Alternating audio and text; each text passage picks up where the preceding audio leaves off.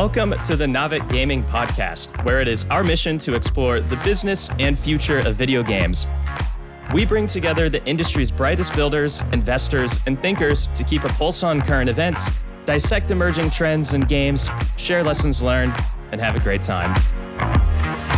This podcast is also part of Navik's growing ecosystem, which ranges from free and premium research to consulting and advisory services.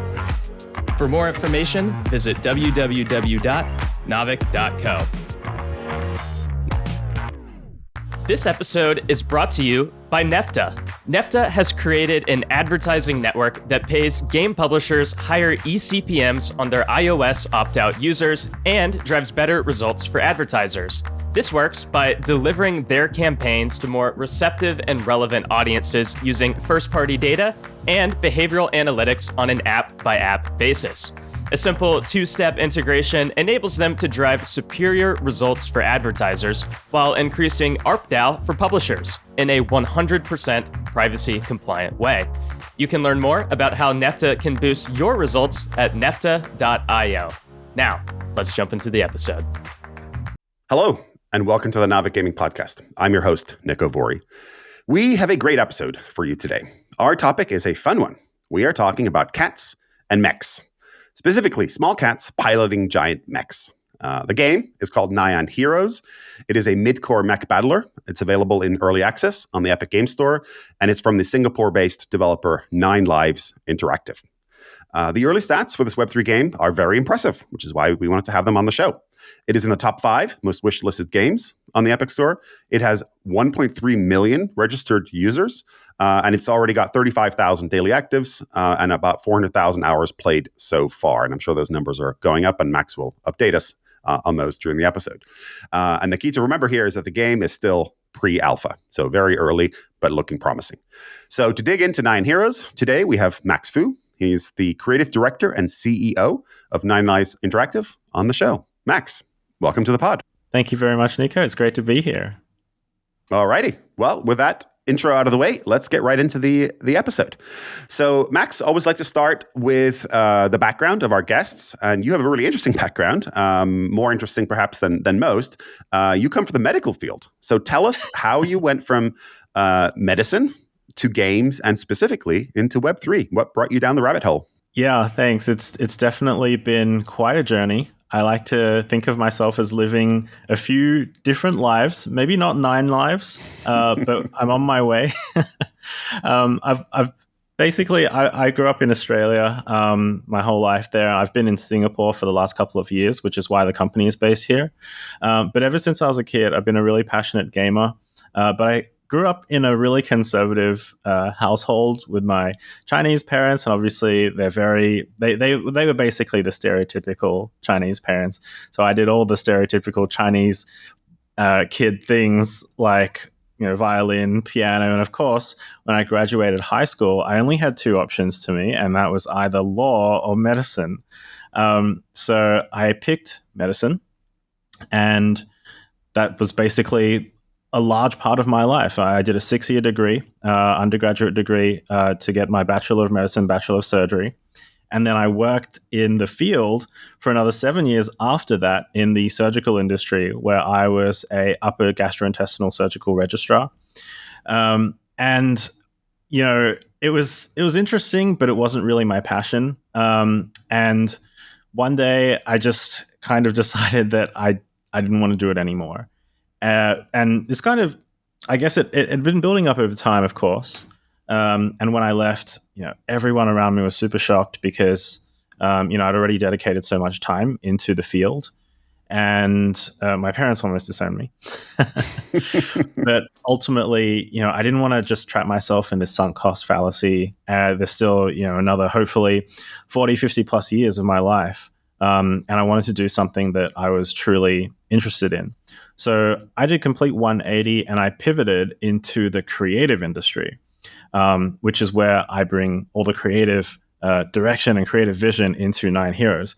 But in that creative industry, I essentially taught myself everything. I started small, obviously, doing things like film, cinematography, did a bit of lighting, gaffer, grip, all that kind of general stuff.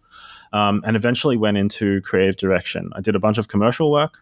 as well for various brands like Samsung, Netflix, Google. Did some music videos and stuff in the K-pop industry back when it was really popping.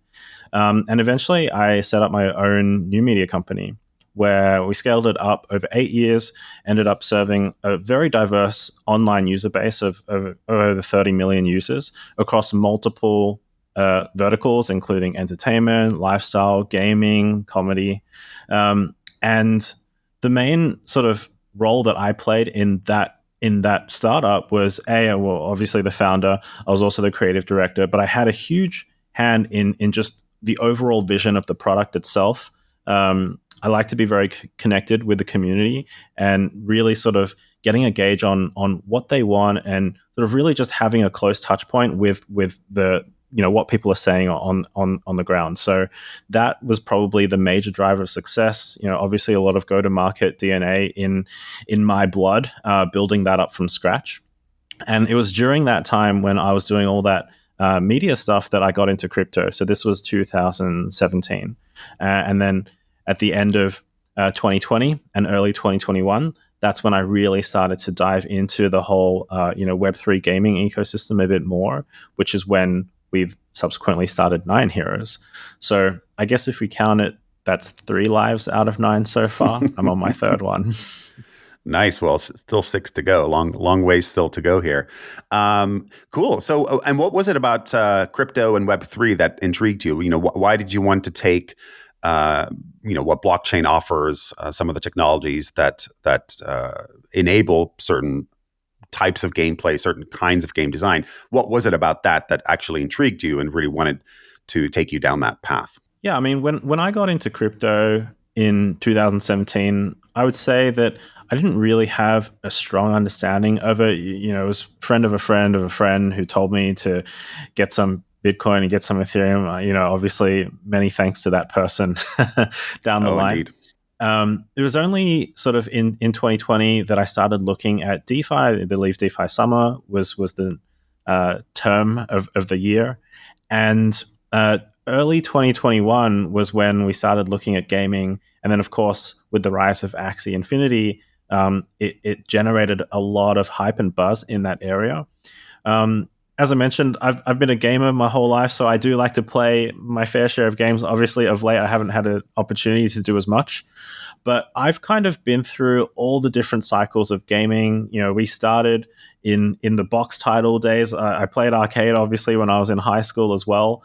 And then we moved to, sort of PC, more sort of digital copies, and then free-to-play monetization models. And I've been part of all of that. And when I sort of left sort of my pastime of gaming in order to pursue my career, it was the final sort of, I guess, paradigm of gaming that kind of left on a bit of a sour note, actually, was the free-to-play model in mobile. There was a lot of microtransactions. It was quite predatory. And I didn't really get a good feel for that kind of genre because I am a bit of a spender in some games. I can get quite addicted.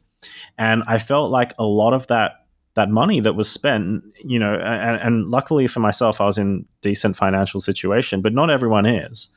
And it just kind of got me thinking, well, when I was young, I used to spend a lot of money on Magic cards. I was a big Magic the Gathering player back in high school. And that never left me with the kind of emptiness that I felt like spending money in microtransactions on gacha games. Because at the end of the day, I still have those cards and I can still take them out. And even though I don't really play anymore, it's still somewhat sentimental and I still have those. Whereas with all of these online games, you kind of dump your money into it. Maybe you get a bit of fun for 3 months, 6 months, if you're lucky, 9 to 12 months. But ultimately, at the end of the day, it's a zero-sum game and you're left with nothing. And maybe, you move on to the next one. And so I think blockchain technology, this sort of ownership and the layer of transfer that is just so fundamental to a lot of these games that I used to play as a kid, when you're trading cards with each other, and just being able to hold it and have something tangible. I do think that there is this subconscious level of, I guess, reluctance now to spend a lot of money on these games, especially with the latest phase of account banning and Blizzard coming out and saying, oh, if you haven't logged into your account for X amount of months, then we're just going to terminate your account. It does leave a sour taste in my mouth, and so that's the main reason why I was so attracted by Web3 gaming. It's kind of bringing it back to my youth and the sort of sentimental feelings that I had when I was collecting cards and getting these actual collectibles in my hand and knowing that these are mine. No matter what happens in the future, I have custody and I can do whatever I want with them. Yeah. That ownership piece, of course, is a very common thread with founders in Web3 and those kinds of stories from Magic or World of Warcraft, games like that, where you put in a lot of time, a lot of money, but you don't come out with anything at the other side. It's a very common founder story that we hear on this podcast. Okay, so really appreciate that. Very interesting background. Third life. We'll see where the lives 4, 5, 6, 7, 8, and 9 take you. But for now, I think Nyan Heroes. What is it? How does the gameplay work? You've got cats. You've got Mechs. Obviously, 9 lives interactive. Cats, right? Like cats have 9 lives, or so they say. So obviously, you love cats, and you've got I think a charity, or you've given quite a bit of money, $350,000 to cat-related charities as well. So very curious to hear how the gameplay works. Why cats and why Mechs, and why cats and Mechs together? Yeah, so a quick overview of the game itself. We consider ourselves a competitive team-based movement shooter that's built around this pretty crazy and quirky idea of you are actually a cat and you're piloting this giant mech suit. The game itself is objective-based with 2 teams, so it plays very similarly to familiar games like Team Fortress 2 and Overwatch 2, where you have 2 teams of 6 and you're competing on various maps to take over certain map objectives. Fairly familiar game mode, and one of the main reasons why we went with this game mode is because it's something that has stood the test of time for first and foremost. It's a proven game mode, and we're not really trying to define our game based on our game mode. We see the game mode as a wrapper. You have MOBAs, you have BRs, you have deathmatch. So that's kind of more of a wrapper around our unique combat system. So we obviously have different heroes. We can have different mechs with different abilities. We have some pretty unique combat systems that separate us from other shooters, especially other objective-based shooters. So we have very unique movement abilities where all the mechs are sort of designed based off cats, and so they have the agility of cats, and they can climb up walls, and they can wall run, and they can jump off walls and do backflips, and they can dash in the air and things like that. And the idea is, if you were a cat, how much sense of freedom would come with that? And therefore, we're trying to get as much of that into the game as possible. So that's the first one. And then we have some really in-depth combat mechanics that, as far as we're aware, haven't been done before. We have this really dynamic ability system where every mech has one ability that changes dynamically based on your loadout. And so, obviously it can get quite confusing. I don't want to get too much into it unless you're really interested, but the best way to learn about it is to play it. And we've had a lot of gamers come through and say, hey, I've never really seen this kind of ability system before. It's really unique. Depending on my loadout, my abilities do completely different things, which is really interesting. So yeah, that's kind of a little bit about the game. And then why cats? I'm a cat person. Obviously, I have 5 cats at home. I've always been a bit of a cat person. I think they're really hilarious creatures to own and to spend time with. The more time you spend with cats, the more you realize how unique they actually are. And even though I have 5, they all have completely different personalities. And some of them are super sweet and caring and loving, and others are super independent. They want nothing to do with you. And others are just plain bastards. They just like to cause havoc. And I think that kind of dynamic nature of cats has made them quite powerful as internet sort of meme icons. You see all these internet videos of cats doing annoying things.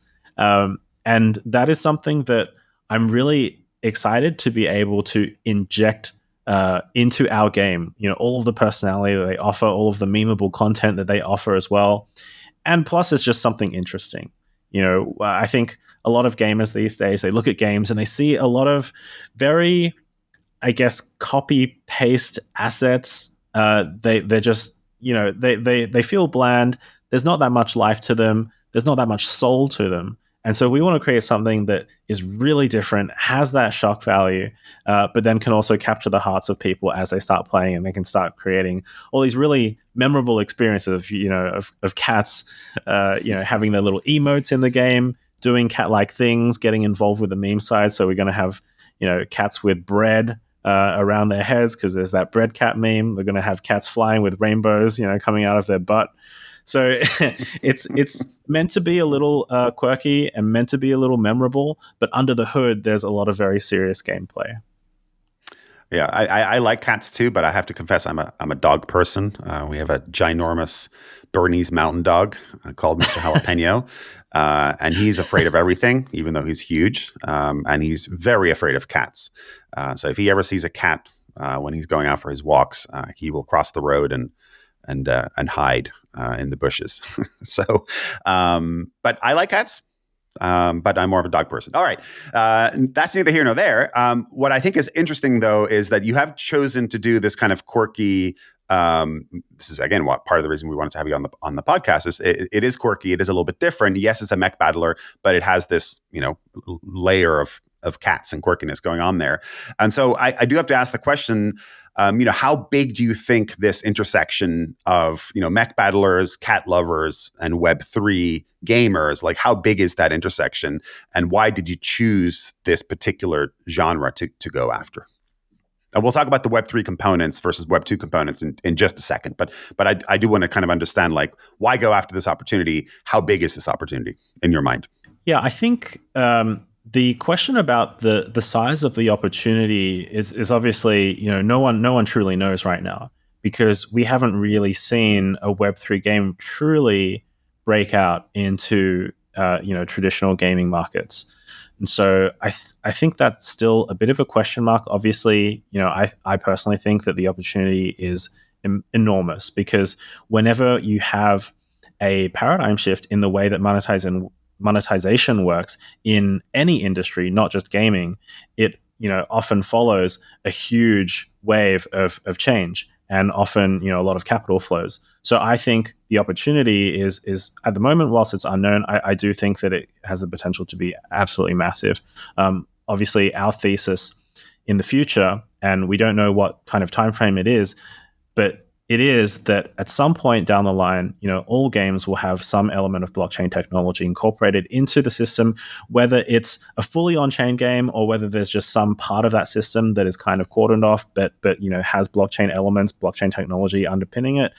We don't know, but we do think that at some point it'll touch every game in terms of the back-end infrastructure. In terms of the intersection, this one's a little tricky, because if you think about intersection of cat lovers and mech lovers and Web3 shooters and mech battlers, I wouldn't say just based off that alone, there's not a huge intersection. But I think we're out here to create a game that is fundamentally appealing to a younger crowd of shooter gamers. Obviously, we're a movement shooter, and that has been a really popular and growing category of shooters lately, especially with all the kids coming up, and they've grown up in a bit more of a fast-paced kind of lifestyle compared to us. And they have platforms like TikTok that kind of encourages this fast-paced moving environment, and that's why I think movement shooters are such a good fit for the new generation of gamers coming out. So that I believe is our main kind of target audience. It's these new generation gamers that are coming out that they like movement, they like something interesting, they like something new. Whether it's cats in mechs is kind of beside the point. Where we're trying to create our own IP and something that is interesting and memorable and unique. And I think if people enjoy the game, they'll slowly start to attach themselves with the IP. Because if I said, what is the intersection between people that like blue hedgehogs that roll up into a ball and move really quickly and collect coins? probably, you would also say, well, I don't know, what's the intersection between Italian plumbers that, jump down toilet drains and, shoot fireballs? Again, it's not based on the IP itself. It's more of a, well, Mario is a platformer, it's an adventure game. Sonic the Hedgehog is also like a 2D side-scroller adventure game, although they have had 3D versions subsequently as well. But it's more about the game genre itself. Who does that appeal to? And then how do you create your own unique IP to kind of mold to your game and suit that game? And how do you market that to your community in an interesting, unique way? Yeah, that's a great answer. But I was a huge Blue Hedgehog aficionado before Sonic came out, so I knew that one was going to work. But yeah, no, I take your point there. Yeah, creating IP is hard, obviously, and sometimes you take a swing at it and it doesn't work, and other times it's just like, wow, yeah, Blue Hedgehogs. Who knew? It's going to be a huge. It's obvious huge in hindsight. It's obvious in hindsight, right? Of course. Yeah. Okay, so that's a great answer to that question. Let's talk a bit about the Web3 versus Web 2 components, right? So, one of the things that everybody was doing when Axia first came out was they were highlighting the Web3 components, like, oh, look, we have our own token, we have, asset ownership, we have NFTs, we have a PFP collection, we have a DAO and all kinds of things.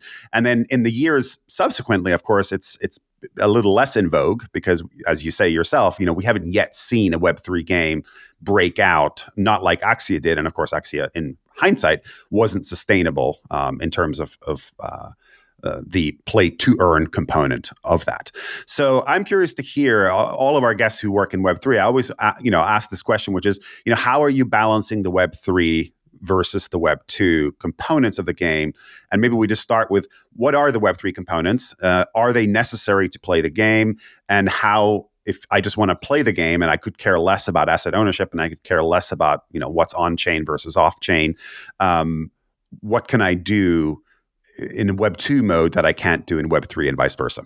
Yeah. So for our game, our core or default experience is actually a Web 2 experience. We're very much of the opinion that you could have the best product in the world, but if you do not time it right with what the market wants, then you'll fail. And we've seen multiple instances of that, not just in gaming, but also in tech. If you're just too early before the paradigm shift occurs, then your product will still fail because you haven't kind of catered it to the market. So our approach to the way that we structure our, Web 2 versus Web 3 is that, well, we have a time frame of around 1 year that we are planning to launch within. And the question that we ask is, well, in 1 year, how likely is it that traditional gamers are going to suddenly, become bullish on NFTs in gaming and crypto gaming and Web3 gaming? And, is that paradigm shift going to happen in 1 year? And, obviously we think the answer is no. It's going to take a lot of time for, traditional gamers to slowly warm up to Web3 games and NFTs. And so because of that, we've purposefully decided not to, I guess, make the Web3 experience the default experience, but rather create something that is seamless and very familiar to traditional gamers. So that's why Web 2 is our default experience. You don't need an NFT to play. It's free to play game. None of the assets that you're sort of initially collecting or accruing, or in some cases purchasing with premium currency, none of them are NFTs. It's just a regular game experience that anyone can pick up and play. And for a traditional gamer, it shouldn't feel any different to a Web3 game. We have our Web3 sort of game loop built on top of the Web2 game loop. So this is an optional component that if you have no interest in it whatsoever, you don't have to have anything to do with that. It's more for the people that are either Web3 natives that either enter through that loop, or the Web3 curious that kind of have an opportunity to play the game. They start seeing some of these Web3 elements kind of in the periphery, and they decide, hey, I'm interested in this. I want to learn a little bit more. How do I do that? We'll obviously provide a lot of resources and tutorials and information on how they can onboard into Web3 if they are interested, but it's certainly not something that we shove down their throat from the get-go. So that's our overall approach. Yeah. Yeah, if I can just not interject here, it sounds like you were actually finishing your thought anyway. But what is the promise of Web3 in Nyan Heroes, right? Like, I love the fact that you can play the game completely oblivious to the Web3 components, and then there's this kind of onboarding loop, if you will, for those who are curious, who are Web3 native. What do the Web3 components offer that would make you want to opt in to that experience? What is the value essentially that the Web3 components provide to players? Yeah, so the Web3 value ties in a little more with what happened in 2021 with the rise of Axie, and obviously that it wasn't sustainable in the long run. But there are a lot of things that they did right in terms of aligning the incentives between developers and players, and really just creating that flywheel to really, I guess, supercharge their user acquisition channels through their token. This is something that has obviously been proven already to be quite a powerful flywheel. And so our goal is to take parts of that flywheel and incorporate it into our game in a sustainable way, which is where the Web 2 element comes in, because obviously for sustainability, you need more money in than out. That's kind of basic maths, right? So we have that process through the Web 2 side of the game, and then we can apply the Web 3 side on top of that. So what is the I guess the value of getting involved in the Web3 loop of Nyan Heroes? It is essentially having that access, the NFT gated access to our token ecosystem, to our rewards loop, to that Web3 flywheel that kind of works so well with Axie, but unfortunately wasn't sustainable in the long run. So we have a lot of revenue generating opportunities, the standard sort of monetization models in Web 2, the free to play with in-app purchases, commercial deals, ads, sponsorships, all feeding in to our Web3 kind of token network as well. And so that is where the sustainability comes, because ultimately, at the end of the day, you need players that come in that have no interest in financial reward whatsoever and are just playing the game for the fun of it. They're spending money, and that money is being sort of broken up. Part of that, obviously, will go back into the studio and go into development, growing the enterprise value of the studio and the product. But part of that will be funneled back into our token ecosystem to grow the pie for all of our Web3 gamers. Yeah, I mean, I think and the reason I always ask this question is because that is the fundamental challenge, I think, for all Web3 games post Axie, and for Axie itself, of course, is you need more money coming in. You need money coming in that people just want to spend free to play, that they have no expectation that there's going to be any kind of financial value accruing to them as a result of them playing the game. And again, I would argue playing a game where you're doing it to earn is actually not playing anymore. It's doing a job, right? Yeah. So I like how you're thinking about this. And of course, the $1 trillion question for this entire ecosystem of developers and gamers in Web3 is, can you make that work? Can you make it sustainable? Can you make that flywheel turn in a way that hasn't yet been achieved? So I wish you all the best of luck, and I'm super curious with all of our guests who are working in this space on how they're thinking about these things. Okay, let's talk a little bit more nitty gritty about the actual tech that you're using. So what chain are you building on? You mentioned a token. I believe your token is called Nyan. Tell us a little bit about what that does and what utility it has, to use the jargon of the Web3 space. You have a DAO, Decentralized Autonomous Organization. What does that do? So just let's get into the nitty gritty of the Web3 components here and talk through kind of one by one of what you chose to incorporate and chose not to incorporate, and what they actually do in practice for the players and for you, the company. Yeah, absolutely. So we've been building on Solana for just over 2 years. Solana is our default chain, and we have 2 collections that are both Solana-based collections. When we launch our token, it'll also be an SPL token based on the Solana standard. And so, yeah, we are hoping as one of the sort of, I guess, flagship games in the Solana ecosystem to kind of spearhead the Solana gaming narrative, which has I guess been a little quiet lately, and we're hoping to capture or divert some of the attention from the meme coin season, into the gaming narrative, and hopefully, something a little more tangible. No shade to meme coins, of course. I do play a little around myself, and I love the fact that it's become so big on Solana as well.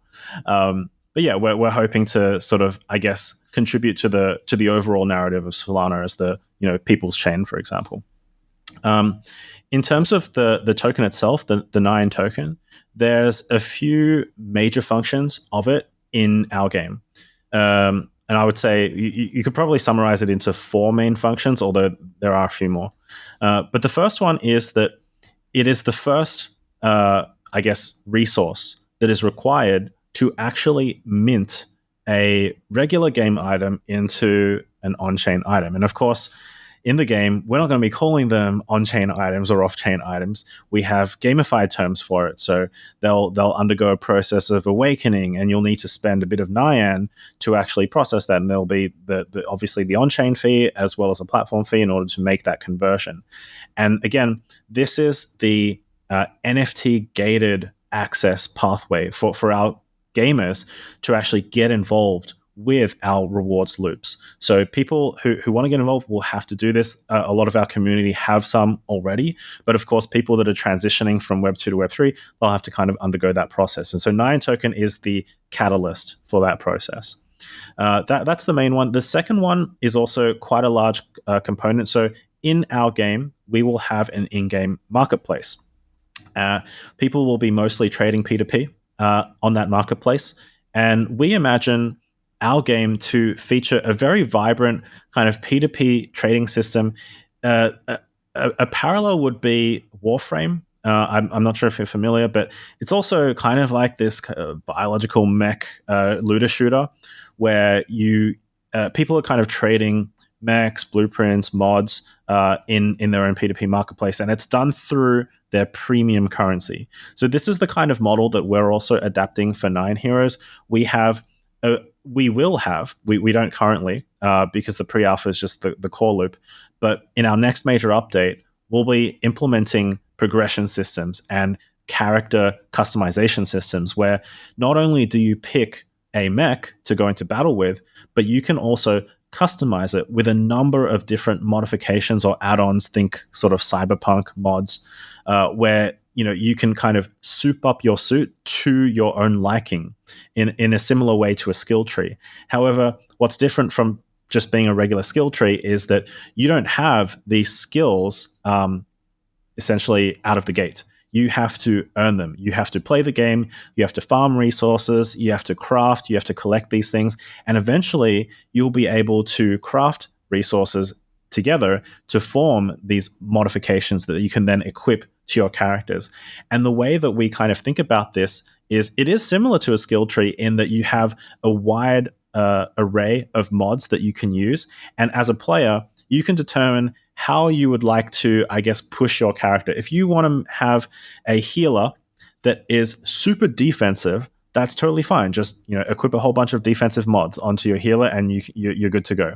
Alternatively, if you are a bit more trigger happy and you want to deal a bit more damage, feel free to go offensive, and you can create sort of like a battle mage where you come in and you can deal a lot of damage as a healer, but you can also heal a bit on your teammates, so you still have a bit of utility. It's really up to the player how they want to kind of mix and match their mods to their mech.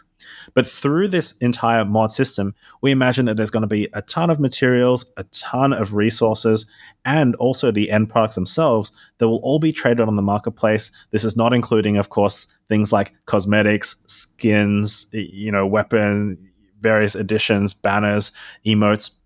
All of these things will be tradable via our P2P marketplace.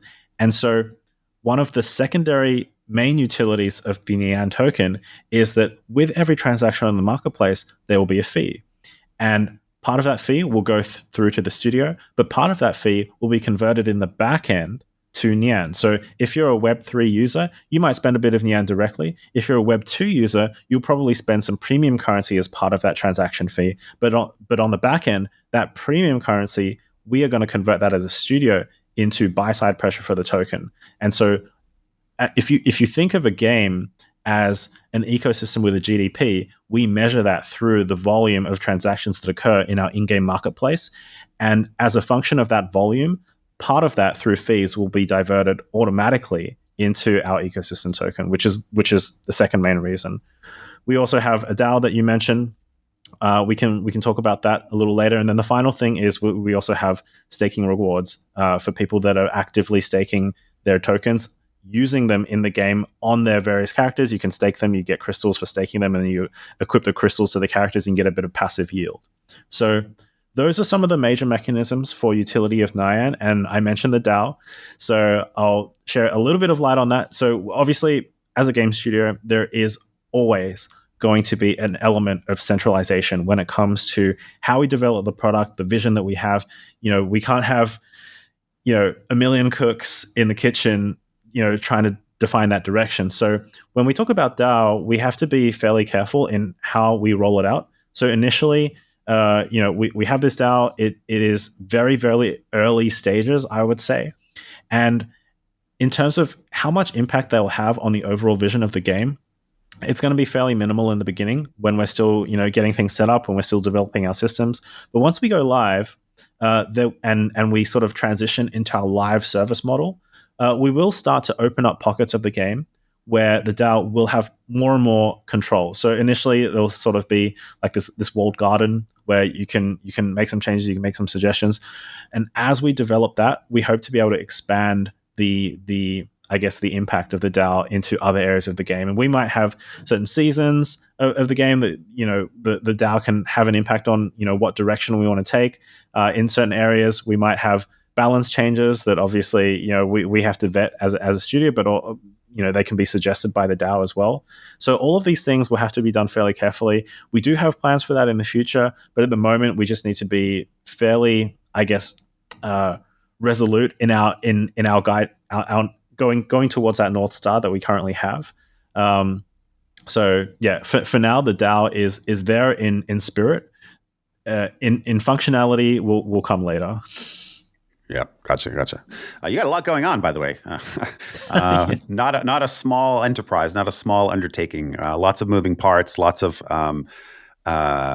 complexities, which, hopefully complexity in a good way. Sometimes complexity can be challenging for players and for the studio, but sometimes it can be really fun and engaging for the community, which brings me on to my next question, which is, I rattle off a few of the numbers, which are impressive for a pre-alpha. Certainly, you have 1.3 million registered users. These are all stats that you've provided, so I haven't independently verified any of these.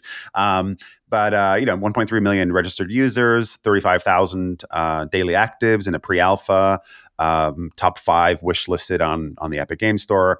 All good stats, all indicating that there's heat around this. Who is your intended audience? You touched briefly on this. It's the younger players, the Gen Zers, the folks who are grown up on TikTok. Like, I'm way too old for that crowd. Talk a little bit more about the intended audience. Who are you seeing as the early adopters? Who are these 1.3 million registered users that you've managed to sign up? Who's actually playing the game at this moment in time? Those 35,000 DAU. And how do you see that split between a Web2 audience, traditional gamers, care less about the Web3 aspects, versus the Web3 enthusiasts who are there potentially specifically because of the Web3 elements? Yeah, obviously, in terms of the metrics, these are the metrics that we've provided ourselves internally. We have our own spreadsheets that track those, and obviously there's an element of trust that goes to it. There are certain metrics that we really can't kind of game, though. For example, the Epic Game Store. We don't have anything to do with their metrics. They publish their side of things, and we're just a player in their market. So when it comes to things like top 5 on Epic Games most wishlisted games, that is out there for everyone to see. We have nothing to do with that. We're not kind of messing around with that number. The other thing is, over the course of our 2-week pre-alpha, we were actually in the top 30 most played games on Epic globally. Again, on their list, not ours. So this is across all games. It's not Web3 games or anything like that. It's including Web2 games. We saw that list. The top was obviously Fortnite, and then I think there was Genshin Impact and PUBG and titles like that. And so we were in that top 30, even though we only had a 2-week pre-alpha, which was pretty awesome. Yeah, congratulations. That's very impressive. Yeah, no, thank you. Appreciate that. In terms of the target audience, I think it really depends on what stage of development we are currently in, because we are definitely going to be targeting Web2 gamers long term. But in the initial instance, we definitely want to find our niche in the Web3 gamer market first, because this is where we've been building this whole time. We've been building in Web3. We've been building in Web3 for a couple of years, and this is where most of our community is as well. So absolutely, most of our focus during our pre-alpha and our alpha seasons are going to be in Web3. However, we are starting to send out some, I guess, feelers into the Web2 space. I think there are a lot of games currently in Web3 that I think that they're reluctant to, I guess, expose themselves to the Web2 crowd because of multiple reasons. Maybe they don't think they're ready. Maybe they're worried about the backlash. Maybe they're worried about negative kind of sentiment around the Web2 gamers. And certainly I had a lot of advice coming through that we should also be careful about that too. But I, stupidly or bravely, who knows, ignored that. And we did actually do a Web2 activation during even our pre-alpha, which was maybe even more stupid than most people were thinking, because it's a pre-alpha game. And so obviously there's going to be a lot of bugs. There's going to be a lot of jank as well. But we did it anyway. I would say that the launch itself probably was focused around 70% Web3 and 30% Web2 creators. And the amazing thing, I was prepared for the worst, but the amazing thing that we saw was that even with the Web2 creators, and this actually happened with all of them, initially sentiment began as fairly negative. They said, "Hey, this is a sponsored stream. It's an ad." People knew there was a Web3 game with NFTs, crypto, all of that sort of those buzzwords, and sentiment was negative. Then they started playing the game, and you could actually see we ran some analytics on the back end, and sentiment shifted from negative to neutral, and then in 100% of cases, it was positive by the end. So for us, this was really amazing feedback. I don't think there's been a Web3 PC-based title, at least, that has had this kind of positive reception in the traditional gaming crowds. And it wasn't just the streamer, it was their audience as well. The people that were typing in chat, we were running sentiment analysis on all of the chat as well. And I think it was really validating for us, because our main goal was to be able to appeal to these traditional gamers. And I think a lot of the times when they play these Web3 games, they're either in super, super, super early access, like pre-alpha, or the games are just, they're just outright scam, or they're financial instruments with just button clicking. And so they have this preconceived negative notion of Web3 games. But as soon as they see a game, in my opinion, that is actually fun, that is actually genuinely trying to do something unique and different, it's not a copy paste, it's its own game with its own identity, they can get behind it. And the fact is, we didn't sort of jam Web3 down their throats. We didn't have this kind of wallet interaction when they loaded into the game. We didn't have this NFT stuff when they loaded into the game. They could just get in and play. That was really validating for us. And actually, over the course of our entire playtest, we had about 20% of our entire player base had nothing to do with Web3. So for us, again, another really validating metric that we're very excited about. So, of course, we still have a lot of work to do. We are still going to be focusing very much in the Web3 space for now, but there are, I guess, glimpses of a lot of potential in traditional markets as well. Yeah, I mean, that's great to hear. Obviously, when we talk about games, they have to first and foremost be fun to play. You need to want to choose to spend your time there over any number of other things you could be doing, including watching Netflix or whatever. And so that's the first thing you need as a game studio, is you need people to be having a good time. And then you can start talking about all the add-ons and the twists and the turns and the Web3 components and what have you. So congratulations again on what sounds like a very promising and positive initial launch. the 1.3, I'm curious about the 1.3 million registered users. That's a big number for any game, especially a Web3 game. And you're very open about the fact that you're leaning into the Web3 audience first, and then finding some success with Web2 as well. Like 1.3 million registered users. That's a lot. Where have they come from? They can't all be Web3 folks giving you their email address. Yeah. So in terms of the user registrations, these are the users that have registered through our own website dashboard.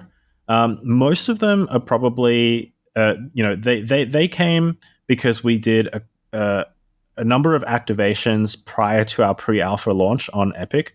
We were running an airdrop campaign over several weeks, even before the game became available on Epic.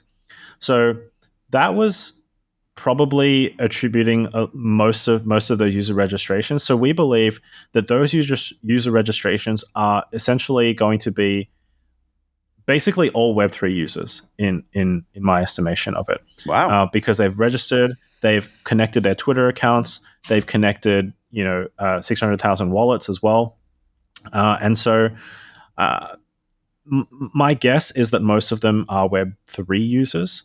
The Web2 users that ended up playing the game were the ones that actually didn't register on our website, and that I assume that they discovered the game either through the creators that we had partnered with during our pre-alpha launch, or people that had just seen the game on the wish list and saw it really high, and they were kind of naturally got interested to kind of figure out what this game was about. Because we also registered a number of users coming to our website directly from the Epic Game Store. So I think that there's a little bit of that, but most of the users registered on our dashboard, we're guessing or assuming are going to be Web3 users.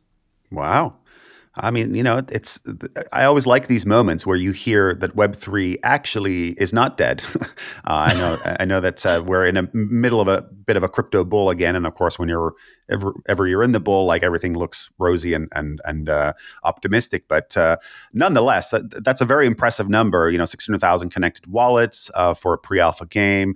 That's PC, Epic Game Store, and I presume your Solana exclusive, or are you cross-chain in any way at this moment in time? Currently, we are exclusive on Solana. We have been sort of discussing internally around how can we support users from other chain communities, because again, we don't want to. I guess we don't want to put up barriers to entry for the game. We're not a blockchain. We're not a layer one. We're not any kind of infrastructure protocol. We're a game. And we want to make sure that our users and community have access to the game no matter where they are. I know, for example, in the Japanese Web3 market, Oasis chain is pretty much, the one chain that most of their gamers on board through. And so if we want to have any kind of footprint in the Japanese Web3 markets, we're probably going to have to integrate with Oasis chain. Otherwise, they might not be interested. So right now, we are native on Solana. That is our default chain. However, we are discussing ways to figure out ways to be able to support other chains on the back end. Right now, we don't have that, but we plan to in the future. So, I mean, that makes the number, 600,000 wallets connected even more impressive, because if you're Solana exclusive, you're limiting yourself to but one chain, and not available to anybody else who might not have a Solana-based wallet. So very impressive. Definitely, the death of Web3 gaming has very much been overblown, I think, and there's definitely some Phoenix from the ashes type situation going on here with a lot of the studios that we're talking to. Okay, let's talk a little bit about esports, because despite being pretty early on, pre-alpha, you've announced a partnership with G2 Esports. Tell us a little bit more about that. When did that come to be, and how is that going to work in practice? What does the partnership entail? Yeah, obviously very exciting for us. One of the things that we've really tried to do from day one is to build esports into the DNA of Nyan Heroes, because there's a lot of things that are required components of any game that seeks to be successful in the esports sphere. You can't just make any game into an esport. Traditionally, esports are dominated by MOBA and shooters. That's it, essentially. There's a few others, obviously, here and there. They're kind of more niche crowds. You have your card trading card games. You also have your fighting games, but the reach of those has been limited compared to the former two. And so when we're designing Nyan Heroes, we are doing it with esports in mind, because in order to have a vibrant esports community, the game essentially must serve the viewer. It must serve the audience, because without an audience, you have no esport. So we really looked into what are the things that serve the audience. And it's things like fast-paced, exciting combat, gameplay.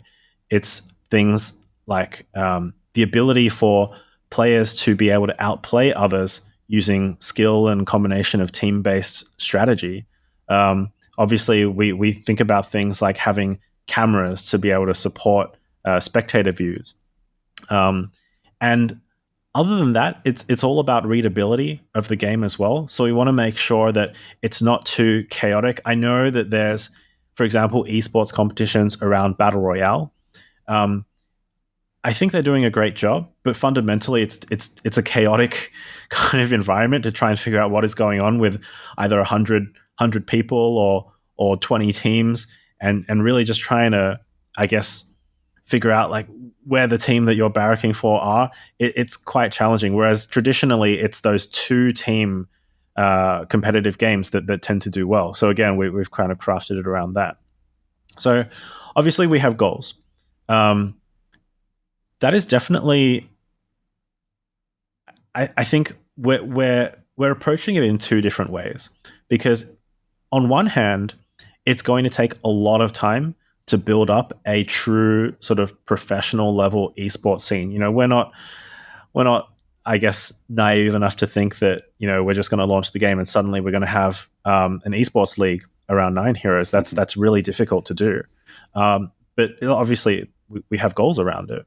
The thing that we do want to start with for sure is the sort of grassroots esports communities and competitions between various guilds. And in fact, even during our pre-alpha, we ran, I think, 3 or 4 esports competitions. You know, I think two of them were handled by our team, and 2 of them were actually handled by other guilds who were just really excited to get involved, and they ran their own competitions, and we just provided the support for them to do so. And it was great to see. And that's definitely how we want to start. We want to start with these core sort of gaming communities that really love the game. They're forming teams around it, and they're just playing the game. We set up like a 8-team or a 16-team round robin elimination kind of format, and it was great. And we have a lot of footage around that too, which we haven't shared yet, but we will soon. Everyone had a great time. So that's how we're going to start. In terms of the G2 partnership, we actually announced partnerships with not only G2, but also Fnatic and Evil Geniuses. And these are some of the largest esports orgs in the world. Both very big names. Yeah, which is amazing and obviously very exciting. You know, our goal is to, I think, you know, leverage these partnerships to build out a long-term strategy for our eventual esports vision. Obviously, right now, the game is still too early for any real kind of top-down esports professional level organization to occur. But we are working with them to figure out ways in which we can plug their community, which are obviously very much excited about esports, into our development cycle. So initially, it started out with a few sort of G2, Fnatic, and Evil Genius affiliated content creators and streamers to play the game, get involved with the game, give us their feedback as well. Eventually, it may, I guess, we're thinking about doing some community competitions where we have, you know, G2 streamers versus community, a lot of fun events like that, and just to sort of build up the community grassroots, I think, scene first through those very well-established esports organizations. So that's our plan at the moment as it relates to our partnerships with those guys. But obviously, we hope that we're able to cultivate that into something broader once the game goes live. Yeah, again, very ambitious, and I love how much you've got going on, and the sheer audaciousness of trying to accomplish some of these things and build a game that could actually become esports worthy. As you say, it's not easy to do, and very few games have done it. But kudos to you for the partnerships and getting to where you are already. Okay, a couple of more questions as we come towards the end of our episode here. Do need to ask you about how the recent crypto bull market has impacted your roadmap. Has it made it easier for you to build in Web3? Because of course, building in Web3 was very, very difficult for the last 24 months. And so how has the recent crypto bull impacted, Solana, fun fact, not so much fun, but I sold all of my Solana at $20, and that's I know I bought it. I did several buys back in the day, 2020, 2021, and I literally bought it at its peak at $235 and then sold it for 20. So listeners, don't take any trading tips from me whatsoever. Are you telling me that you are the ultimate counter signal? We just need to know when you buy and sell and do the opposite. Yes, exactly. Well, I've held on to my Bitcoin and my Ethereum. I've been hodling that since 2016. Yeah. So I'm not like too sad. But yeah, Solana, definitely not. I was not a brilliant trader. Yes, I am the counter signal. So I will post my trades on Twitter, and you can take that for financial advice. Do the opposite of what I did. Anyway, but let's talk a little bit about the crypto bull and how that's impacted your roadmap. Has it made it easier for you to build? I know you announced a fundraise. I don't actually know when that closed, but I think you've announced a $3 million fundraise. Talk a little bit about that too, and then just kind of the current environment for Web3 games with the crypto bull raging all around us. Yeah, I mean, for sure, it's made it a lot easier to fundraise. We were able to close our funding round a couple months ago, which was really exciting for us. And I think with the bull run, obviously, there's a lot more VC capital that's willing to deploy. I think we had a lot of sideline capital in the last couple of years that were, just a little scared, a little uncertain about the lay of the land. But certainly, for us, as well as many other Web3 gaming studios building in the space, I imagine it's been a lot easier. I think we've seen a lot of funding announcements across the board, not only for game studios, but also gaming infrastructure. So that has definitely helped. I think, the other thing that has helped is with the bull run, obviously, there are a lot more eyeballs on Web3 and gaming specifically.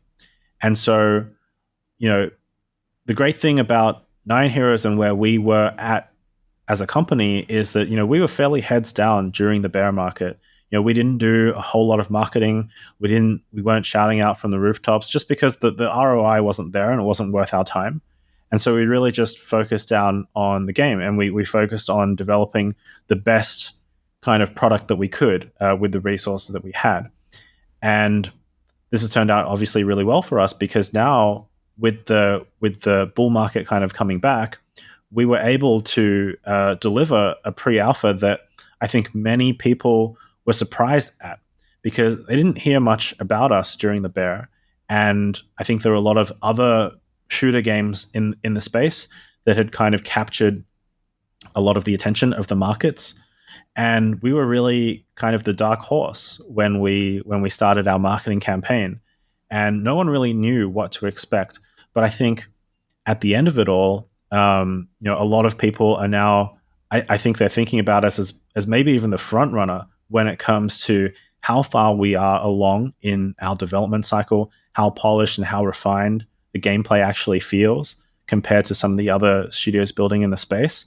And so that for us has been amazing. I think we were able to pivot fairly quickly when the markets turned, simply because we had adopted this agile way of working ever since day one of the studio. We'd always tried to build through agile methodology using sprints and things like that. So when the market started turning around, we were able to quickly pivot whatever resource we had from development and concepting and R&D into rapid prototyping, into sort of fairly polished pre-alpha build. So that definitely helped, with the market coming back and more eyeballs on gaming as well. Yeah, I bet it did.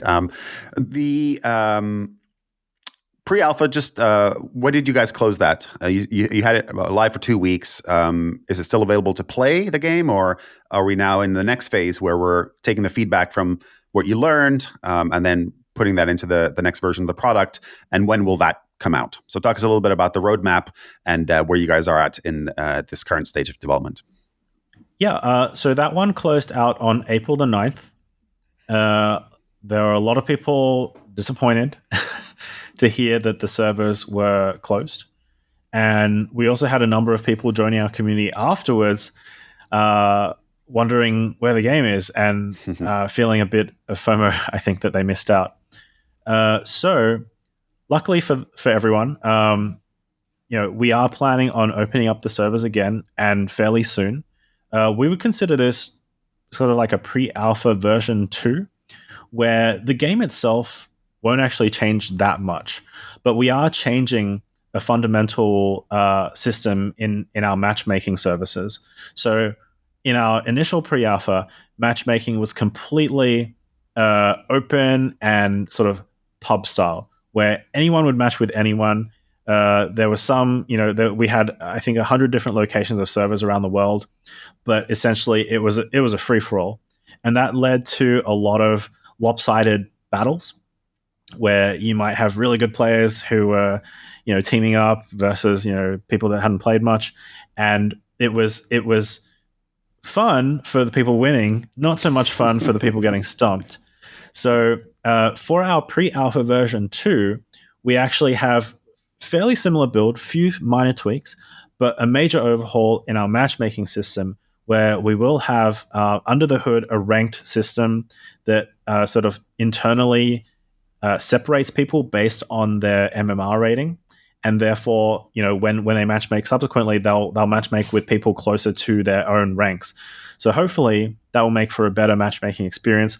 We'll also have our own ranking system on the back end. So, all the way from bronze, and silver, which is where I probably will be at, all the way up to diamond, master, grandmaster, and champion tier at the very top. So that should be a lot of fun for the more competitive oriented people. And for the people that missed out on our initial pre-alpha, they'll be able to get a chance to get back into the game in a couple of weeks and test it out and test their skills on the leaderboard. Nice. I'm going to have to get my son, who's 11 and is a very, very good Fortnite player. He wins more than he loses, and he'll win multiple matches in a row. So he also loves mech battlers, by the way. So I'm going to have to get him into... he's not a big cat lover, though. Maybe he gets that from me. But he's probably at the intersection of your target audience and could potentially be a competitive player. I keep joking that I'm going to retire based off his esports earnings. And you're never too young to start. 11 is totally fine. So anyway, okay. So we've covered a lot of ground today. I'm really excited for this. I'm always excited for Web3 air quotes success stories. Obviously, the success story has yet to be written fully, but I feel like Nyan Heroes has a really good shot at doing so, which is part of the reason we wanted to have you on the show. And we're all fingers crossed, hoping that 2024 is the year of the first few, hopefully, but certainly the first quality Web3 game that is really fun to play, that has the ability to stand the test of time and does something interesting and unique incorporating Web3 without shoving it down the players' throats and without the over financialization of the tokenomics and things like that. So keeping my fingers crossed for you and hoping and wishing you all the best. But tell me a little bit about when the full final version of the game, when do you, it's never going to be full and final, of course, there's always more work to be done, but when do you expect to be kind of not pre-alpha anymore? When do you expect to actually have the product out there and saying like, yeah, we're mostly done now, it's live ops time? Yeah, we're actually targeting open beta by the end of the year. And depending on how many bugs there are in open beta, we're either going to take the game offline and fix those bugs, or if they're not too egregious, we'll just hotfix it and seamlessly transition into live from open beta. So it could be at the end of the year, it could be early 2025. It all depends on how our dev pipelines hold up, and how many bugs and quality of life fixes are needed. Okay, well that's amazing. So not that long. We're talking months, not years, for what we hope is a kind of a fully fledged, robust, and high quality bug-free release for Nyan Heroes. So good luck with that. All right, final question for the day. Final question that I ask all of our guests is, what are your favorite 3 games that you're playing at the moment, or the 3 games you're most excited by? And again, this does not have to be Web3 or Web2. It can just be what you like playing and what you're excited by. Well, I wouldn't say necessarily playing at the moment. I do find myself with a distinct lack of time to play games at the moment. But I can tell you my 3 favorite games of all time. First one is one from my childhood. It's Legend of Zelda: Ocarina of Time. Good choice. That one was on the N64. It was an absolute classic. Yep. And I replayed it multiple times when I was young and had nothing else better to do in my holidays. The next one is Overwatch, the original Overwatch, like Overwatch 1. Mm-hmm. That one completely redefined the hero shooter industry. And I just remember a lot of really fun days when I was playing with my high school friends, in the original Overwatch. And I still try and get a few games in of Overwatch 2 here and there where possible, but not as much as I'd like. And then this isn't really like similar to the genre that we're building in, but Elden Ring. I can't really pass by a top 3 without saying Elden Ring. All right. I wouldn't say that I was a huge like Dark Souls player or anything like that before, but yeah, Elden Ring definitely captured my attention with a lot of interesting gameplay and storytelling elements. So yeah. Fantastic. Some fine choices in there, some classics. Okay, well, that is a great place to end today. Max, thank you so much for coming on the pod today. It was a real pleasure learning about Nyan Heroes, and I'm excited. Like I said, I'm genuinely excited for you guys, and I'm hoping that, fingers crossed, this is a Web3 breakout moment when you capture the attention of the players without the Web3 component necessarily being shoved down people's throats. So appreciate how thoughtful you've been, and really enjoyed talking to you. Appreciate that. Thanks for having me on the show. Yeah. And of course, always big thank you to all of our listeners. We'll be back next week with more interviews, more insights, and more analysis from the weird and wonderful world of Web3. So until next time, friends, stay crypto curious and feel free to send questions, guest recommendations, and comments to me. My email is nico@naavik.co. If you enjoyed today's episode, whether on YouTube or your favorite podcast app, make sure to like, subscribe, comment, or give a 5-star review. And if you want to reach out or provide feedback, shoot us a note at podcast@naavik.co or find us on Twitter and LinkedIn. Plus, if you want to learn more about what Naavik has to offer, make sure to check out our website, www.naavik.co. There, you can sign up for the #1 games industry newsletter, Naavik Digest, or contact us to learn about our wide-ranging consulting and advisory services. Again, that is www.naavik.co. Thanks for listening, and we'll catch you in the next episode.